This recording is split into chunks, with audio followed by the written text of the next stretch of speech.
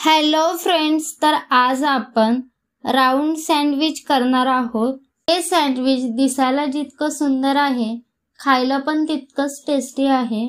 झटपट 10 मिनिटात तयार होतं, करायला खूप सोपं आहे। चला तर मग व्हिडिओला सुरुवात करूया। त्यासाठी भांड्यात उकडलेला बटाटा मॅश करून घेऊया। त्यात चिरलेली मिरची, किसलेला गाजर, बारीक चिरलेला कांदा, चवीनुसार मीठ, आमचूर पावडर, चिरलेली कोथिंबीर घालूया। आता हे चांगलं मिक्स करूया।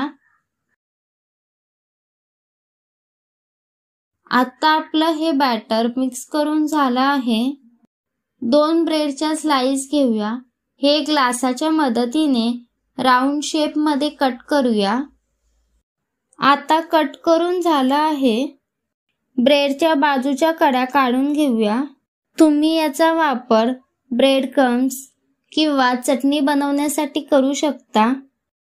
आता एका स्लाइसवर टोमॅटो सॉस लावूया। मग जे आपण बॅटर बनवलं आहे ते घालूया। चीज स्लाइसचे तुकडे करून घालूया। वरून ओरेगानो घालूया। आता त्यावर दुसरी ब्रेडची स्लाइस ठेवूया। हे हलक्या हाताने प्रेस करायचं। आता सँडविच शेकूया। गॅसवर पॅन ठेवला आहे। त्यात थोडं बटर घालूया। मग तयार केलेलं सँडविच पॅनमध्ये ठेवूया। आता त्यावर थोडं बटर घालूया।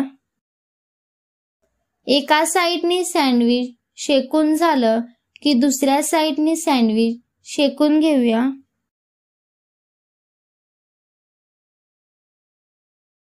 आता आपलं राऊंड सँडविच तयार झालं आहे, ते पण 10 मिनिटात।